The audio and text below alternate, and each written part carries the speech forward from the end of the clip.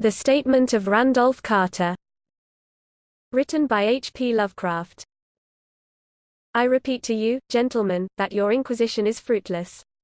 Detain me here forever if you will, confine or execute me if you must have a victim to propitiate the illusion you call justice, but I can say no more than I have said already. Everything that I can remember, I have told with perfect candor. Nothing has been distorted or concealed, and if anything remains vague, it is only because of the dark cloud which has come over my mind. That cloud and the nebulous nature of the horrors which brought it upon me. Again I say, I do not know what has become of Harley Warren, though I think—almost hope—that he is in peaceful oblivion, if there be anywhere so blessed a thing. It is true that I have for 5 years been his closest friend, and a partial sharer of his terrible researches into the unknown. I will not deny, though my memory is uncertain and indistinct, that this witness of yours may have seen us together, as he says, on the Gainesville Pike, walking toward Big Cypress Swamp, at 11:30 on that awful night. That we bore electric lanterns, spades, and a curious coil of wire with attached instruments, I will even affirm, for these things all played a part in the single hideous scene which remains burned into my shaken recollection. But of what followed, and of the reason I was found alone and dazed on the edge of the swamp next morning, I must insist that I know nothing save what I have told you over and over again. You say to me that there is nothing in the swamp or near it which could form the setting of that frightful episode. I reply that I know nothing beyond what I saw. Vision or nightmare it may have been. Vision or nightmare I fervently hope it was. Yet it is all that my mind retains of what took place in those shocking hours after we left the sight of men. And why Harley Warren did not return, he or his shade, or some nameless thing I cannot describe, alone can tell. As I have said before, the weird studies of Harley Warren were well known to me, and to some extent shared by me. Of his vast collection of strange, rare books on forbidden subjects I have read all that are written in the languages of which I am master, but these are few as compared with those in languages I cannot understand. Most, I believe, are in Arabic, and the fiend-inspired book which brought on the end, the book which he carried in his pocket out of the world, was written in characters whose like I never saw elsewhere. Warren would never tell me just what was in that book. As to the nature of our studies, must I say again that I no longer retain full comprehension? It seems to me rather merciful that I do not, for they were terrible studies, which I pursued more through reluctant fascination than through actual inclination. Warren always dominated me, and sometimes I feared him. I remember how I shuddered at his facial expression on the night before the awful happening, when he talked so incessantly of his theory, why certain corpses never decay, but rest firm and fat in their tombs for 1,000 years.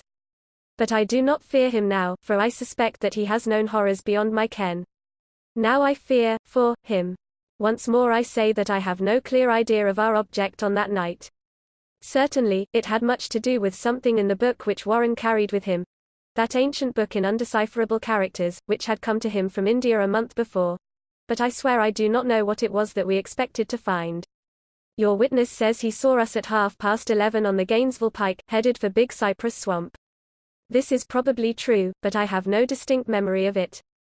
The picture seared into my soul is of one scene only, and the hour must have been long after midnight, for a waning crescent moon was high in the vaporous heavens. The place was an ancient cemetery, so ancient that I trembled at the manifold signs of immemorial years. It was in a deep, damp hollow, overgrown with rank grass, moss, and curious creeping weeds, and filled with a vague stench which my idle fancy associated absurdly with rotting stone. On every hand were the signs of neglect and decrepitude, and I seemed haunted by the notion that Warren and I were the first living creatures to invade a lethal silence of centuries. Over the valley's rim a wan, waning crescent moon peered through the noisome vapors that seemed to emanate from unheard of catacombs, and by its feeble, wavering beams I could distinguish a repellent array of antique slabs, urns, cenotaphs, and mausolean facades, all crumbling, moss-grown, and moisture-stained, and partly concealed by the gross luxuriance of the unhealthy vegetation. My first vivid impression of my own presence in this terrible necropolis concerns the act of pausing with Warren before a certain half-obliterated sepulchre, and of throwing down some burdens which we seemed to have been carrying. I now observed that I had with me an electric lantern and 2 spades, whilst my companion was supplied with a similar lantern and a portable telephone outfit. No word was uttered, for the spot and the task seemed known to us, and without delay we seized our spades and commenced to clear away the grass, weeds, and drifted earth from the flat, archaic mortuary. After uncovering the entire surface, which consisted of 3 immense granite slabs, we stepped back some distance to survey the charnel scene, and Warren appeared to make some mental calculations. Then he returned to the sepulchre, and using his spade as a lever, sought to pry up the slab lying nearest to a stony ruin which may have been a monument in its day. He did not succeed, and motioned to me to come to his assistance. Finally our combined strength loosened the stone, which we raised and tipped to one side. The removal of the slab revealed a black aperture, from which rushed an effluence of miasmal gases so nauseous that we started back in horror. After an interval, however, we approached the pit again, and found the exhalations less unbearable. Our lanterns disclosed the top of a flight of stone steps, dripping with some detestable ichor of the inner earth, and bordered by moist walls encrusted with nitre. And now, for the first time, my memory records verbal discourse, Warren addressing me at length in his mellow tenor voice, a voice singularly unperturbed by our awesome surroundings. I am sorry to have to ask you to stay on the surface, he said. But it would be a crime to let anyone with your frail nerves go down there. You can't imagine, even from what you have read and from what I've told you, the things I shall have to see and do. It's fiendish work, Carter. And I doubt if any man without ironclad sensibilities could ever see it through and come up alive and sane. I don't wish to offend you, and heaven knows I would be glad enough to have you with me, but the responsibility is in a certain sense mine, and I couldn't drag a bundle of nerves like you down to probable death or madness. I tell you, you can't imagine what the thing is really like.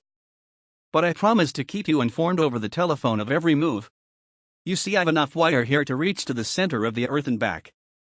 I can still hear, in memory, those coolly spoken words, and I can still remember my remonstrances. I seemed desperately anxious to accompany my friend into those sepulchral depths, yet he proved inflexibly obdurate. At one time he threatened to abandon the expedition if I remained insistent, a threat which proved effective, since he alone held the key to the thing. All this I can still remember, though I no longer know what manner of thing we sought. After he had secured my reluctant acquiescence in his design, Warren picked up the reel of wire and adjusted the instruments. At his nod I took one of the latter and seated myself upon an aged, discolored gravestone close by the newly uncovered aperture. Then he shook my hand, shouldered the coil of wire, and disappeared within that indescribable ossuary. For a moment I kept sight of the glow of his lantern, and heard the rustle of the wire as he laid it down after him, but the glow soon disappeared abruptly, as if a turn in the stone staircase had been encountered, and the sound died away almost as quickly. I was alone, yet bound to the unknown depths by those magic strands whose insulated surface lay green beneath the struggling beams of that waning crescent moon.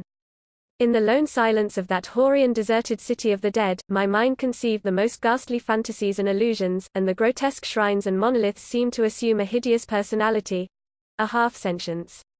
Amorphous shadows seemed to lurk in the darker recesses of the weed-choked hollow and to flit as in some blasphemous ceremonial procession past the portals of the mouldering tombs in the hillside, shadows which could not have been cast by that pallid, peering crescent moon.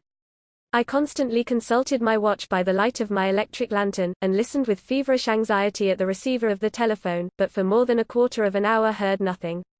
Then a faint clicking came from the instrument, and I called down to my friend in a tense voice. Apprehensive as I was nevertheless unprepared for the words which came up from that uncanny vault in accents more alarmed and quivering than any I had heard before from Harley Warren. He, who had so calmly left me a little while previously, now called from below in a shaky whisper more portentous than the loudest shriek. God! If you could see what I am seeing! I could not answer. Speechless, I could only wait. Then came the frenzied tones again. Carter, it's terrible! Monstrous! Unbelievable! This time my voice did not fail me, and I poured into the transmitter a flood of excited questions. Terrified, I continued to repeat. Warren, what is it? What is it? Once more came the voice of my friend, still hoarse with fear, and now apparently tinged with despair. I can't tell you, Carter. It's too utterly beyond thought. I dare not tell you. No man could know it and live. Great God! I never dreamed of this. Stillness again, save for my now incoherent torrent of shuddering inquiry. Then the voice of Warren in a pitch of wilder consternation. Carter, for the love of God, put back the slab and get out of this if you can. Quick. Leave everything else and make for the outside. It's your only chance. Do as I say, and don't ask me to explain. I heard, yet was able only to repeat my frantic questions. Around me were the tombs and the darkness and the shadows, below me, some peril beyond the radius of the human imagination. But my friend was in greater danger than I, and through my fear I felt a vague resentment that he should deem me capable of deserting him under such circumstances. More clicking, and after a pause a piteous cry from Warren. Beat it. For God's sake, put back the slab and beat it, Carter. Something in the boyish slang of my evidently stricken companion unleashed my faculties. I formed and shouted a resolution. Warren, brace up. I'm coming down. But at this offer the tone of my auditor changed to a scream of utter despair. Don't. You can't understand. It's too late. And my own fault. Put back the slab and run. There's nothing else you or anyone can do now. The tone changed again, this time acquiring a softer quality, as of hopeless resignation. Yet it remained tense through anxiety for me. Quick. Before it's too late. I tried not to heed him, tried to break through the paralysis which held me, and to fulfill my vow to rush down to his aid. But his next whisper found me still held inert in the chains of stark horror. Carter. Hurry. It's no use. You must go. Better one than two. The slab. A pause, more clicking, then the faint voice of Warren. Nearly over now. Don't make it harder. Cover up those damn steps and run for your life. You're losing time. So long, Carter. Won't see you again. Here Warren's whisper swelled into a cry that gradually rose to a shriek fraught with all the horror of the ages. Curse these hellish things. Legions. My God. Beat it. Beat it. Beat it. After that was silence. I know not how many interminable eons I sat stupefied, whispering, muttering, calling, screaming into that telephone. Over and over again through those eons I whispered and muttered, called, shouted, and screamed. Warren, Warren, answer me. Are you there? And then there came to me the crowning horror of all. The unbelievable, unthinkable, almost unmentionable thing. I have said that eons seemed to elapse after Warren shrieked forth his last despairing warning, and that only my own cries now broke the hideous silence. But after a while there was a further clicking in the receiver, and I strained my ears to listen. Again I called down. Warren, are you there? And in answer heard the thing which has brought this cloud over my mind. I do not try, gentlemen, to account for that thing. That voice. Nor can I venture to describe it in detail, since the first words took away my consciousness and created a mental blank which reaches to the time of my awakening in the hospital. Shall I say that the voice was deep, hollow, gelatinous, remote, unearthly, inhuman, disembodied? What shall I say? It was the end of my experience, and is the end of my story. I heard it, and knew no more. Heard it as I sat petrified in that unknown cemetery in the hollow, amidst the crumbling stones and the falling tombs, the rank vegetation and the miasmal vapors. Heard it well up from the innermost depths of that damnable open sepulchre as I watched amorphous, necrophagous shadows dance beneath an accursed waning moon. And this is what it said. You fool. When is the art?